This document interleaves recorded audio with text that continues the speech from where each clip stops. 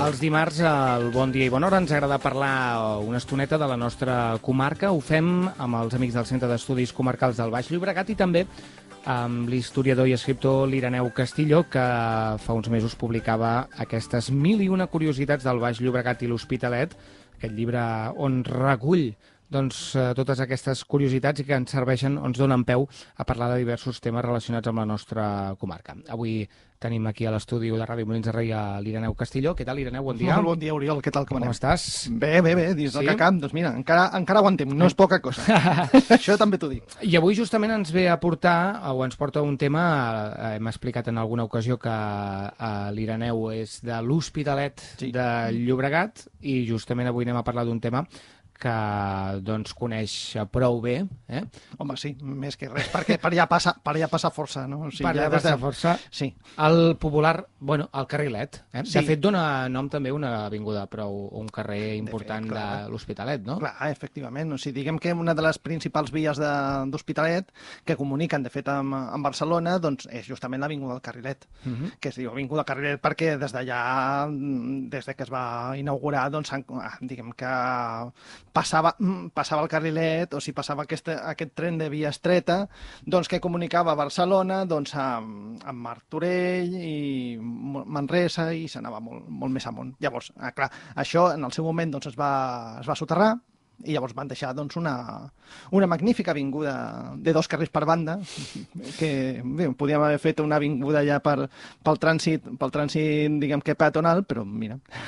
I en parlem aquesta setmana perquè, evidentment, sempre està bé parlar del Carrilet, però veig que constantment s'hi estan fent obres en aquesta zona. Cal calen obres de millora, i el Servei dels Ferrocarrils sembla que està fent algunes obres de millora entre les estacions de l'Hospitalet, Avinguda Carrilet, i Cornellà Riera, entre l'Hospitalet, Avinguda Carrilet i Sant Boi, i a partir d'aquí, suposo que s'estan millorant aquí la xarxa. Clar, és que el problema està que aquesta línia està soterrada. En el seu moment era per sobre del que és el nivell del delta. Sí? Llavors, clar, tu l'havies vist, no? El què? Sí, bueno, de fet va ser el 1987 quan es va soterrar, però jo me'n recordo d'haver passat o sigui, jo havia d'anar a l'institut i havia de passar per sobre de les vies del tren, que algun cop havia fet alguna atrapallada de posar una sabatilla a sobre de la via i veure com fotia un bot que dius, ai, mare de Déu senyor, que no caigui, que encara haurem de sortir corrents.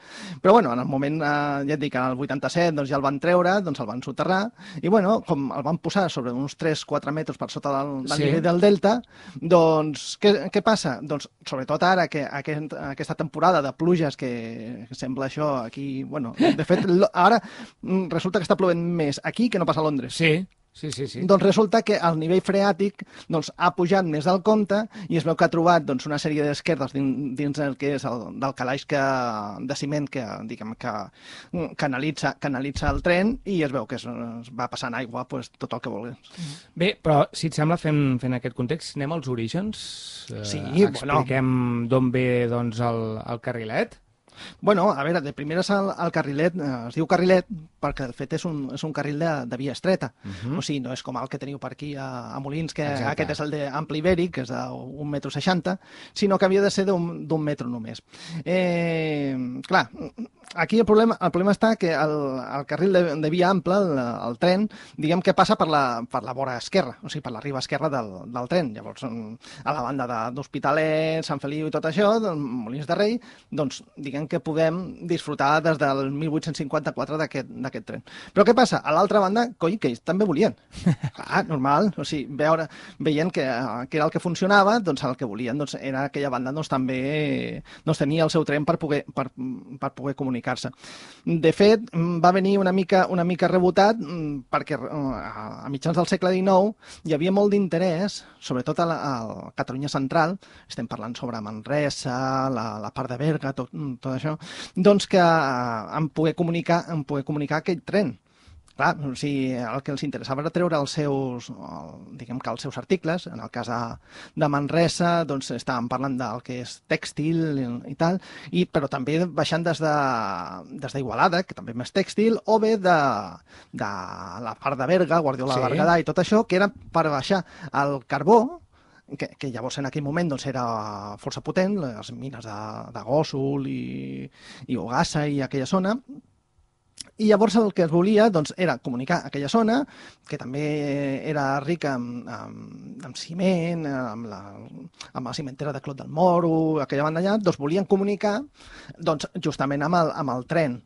Doncs això ho van fer, doncs, mira, doncs, la de Manresa doncs, la van fer el 1887, o sigui, van inaugurar-la, la que anava des de Berga a Manresa, i després des de Martorell a Igualada doncs, ja va ser el 1893. Però clar, un cop que ja les tenien fetes, a part de totes les vicissituds que van haver-hi, perquè quan mires les històries d'aquestes línies, o sigui, t'esparveres, o sigui, com van haver-hi tot de problemes de tots colors i de totes menes, des de les empreses que fan fallida, canvis en el projecte perquè es troben que no poden passar per allò per on volien, o sigui, històries d'aquestes mil. Al final, quan ja aconsegueixen tenir un funcionament, veuen que el que realment els interessa no és només arribar a la línia de tren, sinó portar-los fins al port. Llavors, què passa? Clar, interessava, doncs, d'alguna forma, com estem parlant que és tota la burgesia catalana de mitjans del segle XIX, mitjans i finals del segle XIX, que volen treure els seus productes aquí de la Catalunya central doncs, cap al port, doncs volen fer doncs, un estil de tren, però que no sigui tan car com el tren, clar. Era, diguem que un tren fins a cert punt privat. No? Llavors, la forma que veuen ells de fer-ho més barat doncs, és per fer-ho doncs, més estret i que els trens doncs, siguin més petits. En principi, clar, això van fent els seus moviments i el 29 de desembre de 1912 doncs, s'inaugura justament la línia que havia estat que l'administrava l'empresa belga Chemin de Fer du Nord-est de l'Espany, o sigui, així tal com sona en francès, que de fet significa simplement ferrocarrils del nord-est d'Espanya. Però bueno, doncs llavors van inaugurar la línia que anava des de Barcelona, o sigui, des de l'estació de Magòria, que ara ja no hi és, ara ja se l'han polida, doncs fins a passar per Hospitalet, a Cornellà, Sant Boi, anava per tota la que és la riba dreta del riu i arribava fins a Martorell. Fins a Martorell. Clar, llavors aquí ja connectaven doncs, d'una forma o d'una altra, diguem que la capital, amb tot això, i bueno, doncs miren de tirar-ho cap endavant. Per tant, la línia popularment coneguda com el Carrilet. Sí, normalment sí. Els de Sant Boi li diuen que és el tren. Val. Perquè, clar, és l'únic tren que tenen. Sí. Però a Hospitalet, com tenim el tren i tenim el Carrilet, o sigui, llavors és la forma de diferenciar-lo. Entre la Renfe i el Carrilet. I a partir d'un moment determinat doncs, va agafar la gestió Ferrocarrils de la Generalitat, no? Sí, però va ser molt després. Ja molt sí, tardà, va ser molt després.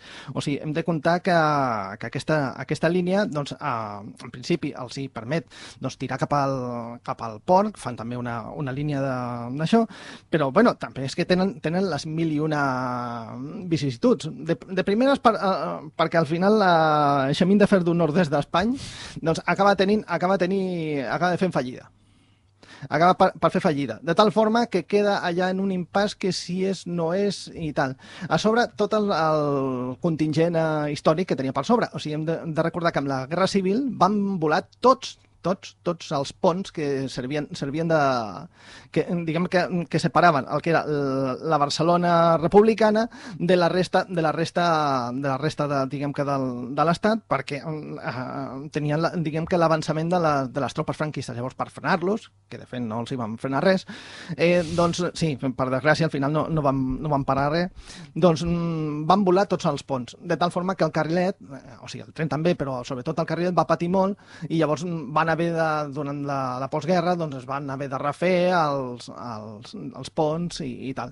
A la vegada es van trobar doncs, que tot el que era la riquesa del centre de Catalunya, doncs el que diem la mineria de carbó, la mineria del ciment i el tèxtil també, doncs havia caigut en crisi, de tal forma que es va perdre una mica diguem que la utilitat que tenia en aquell moment.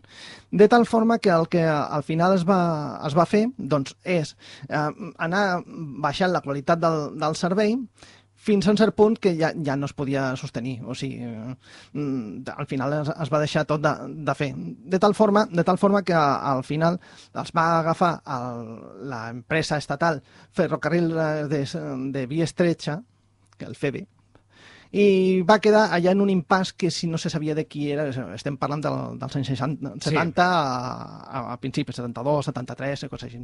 Van haver-hi molt tancament de moltes línies. Clar, al final fins i tot es posava en dubte la continuació de la línia, i estem parlant de principis dels 70. Però tu el qualifiques com l'autèntic metro del Baix Llobregat que és avui en dia, dius? Sí, de fet es va concebre en el seu moment doncs, exactament com un metro. O sigui, clar, hem de comptar que diguem que la corona metropolitana de Barcelona doncs, s'estava estenent. I llavors, en el moment que el 1979 es fa diguem que el traspàs a Ferrocarrils de la Generalitat. Exactament, la gestió a Ferrocarrils de la Generalitat. Llavors, la seva idea, des d'un principi, era convertir aquest tren, o aquest trenet, carrilet, doncs, en una mena de metro del Baix. Clar, no és factible en aquell moment doncs, pensar de prolongar els metros i tal des de Barcelona, i llavors es considera doncs, que és una mena de metro. Es fan totes les modificacions i tal, perquè en principi, clar, com havia un impàs entre ser del FEVE i ser del Ferrocarril de la Generalitat, que no se sabia ni de qui era i qui era el que s'havia de mantenir, era de titularitat de l'Estat, però no era molt clar que fos de l'Estat, però al final havia quedat, doncs, diguem que tot el que era la infraestructura havia quedat doncs, feta una pena. Llavors es va haver d'invertir molt i per a recuperar-lo, exactament. I ara podem arribar fins i tot a Montserrat, per exemple. Sí, clar. No? Home, a veure, en el seu moment... Parlàvem l'altre dia, digues. No, que la idea era aquesta, o sigui, que parés per Montserrat i Monistrol i tot això, ja està pensat, perquè era el camí que havia de seguir des de Manresa per baixar tota la història des d'allà. El que passa que ara s'ha vist que té una possibilitat turística que possiblement en el seu moment no hi era, i que justament va ser diguem que en la transició entre el seu ús com a transport a passar a ser un ús de transport de turistes, en aquell impàs que no se sabia si continuaria o no continuaria, doncs que al final van veure clar que l'opció era el turisme, no? I tirar d'aquesta banda. Bé, ja heu trobat també a internet això, l'estació de l'Avinguda Carrilet, inaugurada el 1987, Sí, que ho comparteixen amb el metro, no? Em sembla, teniu allà una gran estació... Sí, ara ja ho tenim, estem superben comunicats. Supercomunicats, sí, clar, que és un dels problemes. Sí, clar, és un problema. Hauria de ser una virtut o... No, evidentment és una virtut, perquè resulta que en aquell moment, doncs, en aquella zona tenim el tren, tenim el metro i tenim el ferrocarril. Clar, que moltes vegades dius... Això arriba fins a Plaça Espanya, que al principi era Magòria, després ho van estir una mica això. Dius, però com pot ser que la Ferrocarrils de Catalunya també tingui des de la plaça Catalunya doncs que tiri cap al Vallès? Sí. Llavors... Sabadell, Terrassa, sí. Clar, dius, hi ha alguna idea, alguna intenció de comunicar-lo i tot això? En principi deien que no. Però últimament sí que hi ha algun projecte per comunicar des d'allà, des de plaça Espanya, fer com una giravolta, com pujar per carrer Tarragona i tirar així, fins a arribar a l'estació de Gràcia. O sigui, no anirien a buscar a la plaça... Catalunya no? A Catalunya no. Sí, una mica més amunt. A Catalunya no, perquè és que ja no poden... No sé on poden posar, ja quan ho posin per sobre de la Gran Via ja no sé com ho posarien, perquè allò ja sembla un formatge Gruyère. Llavors, la seva idea doncs, és pujar-lo cap allà i fer una possible línia 8 del metro. Correcte. Per això que llavors sí que passaria a ser diguem que el metro del Baix. Clar, que també la idea és que Barcelona es vagi eixamplant. Sí. O sigui que qualsevol dia doncs, teniu el metro per aquí. Tu el fas servir molt sovint o què, el carrilet? El carrilet? Ferrocarril. A veure, sí que ho faig servir relativament molt, en el sentit que també faig col·laboracions amb els amics de Ràdio Sant Boi, doncs de tant en tant doncs, em toca passar-me per allà i llavors particularment em va força bé. Clar, sí. Nosaltres aquí a Molins de Rei, aquesta banda, no, la gent utilitza... Aquí teniu el tren. tren. Sí, que, ojo, també em ve la mar de bé. O sigui, clar, evidentment, si jo tinc allà, tinc el metro, tinc el carrilet, tinc el tren, doncs simplement és agafar. Llàstima que és aquella zona de més que dius, per què? Sí, per què? Espero que a partir del canvi d'any almenys vingui això, perquè és que es fot unes clatellades anada i tornada d'això i dius, però si és que trigo més en arribar a plaça Catalunya que arribant aquí. O sigui, són d'aquelles coses que no tenen molt de sentit, però mira, estan muntades així i esperem que al final el canviïn, clar. El Carrilet, avui protagonista d'aquest espai de Coneixent el Baix Llobregat que compartim també cada 15 dies amb l'Ireneu Castilló. Ireneu, moltes gràcies. Moltes gràcies a vosaltres. I fins la propera. Fins la propera.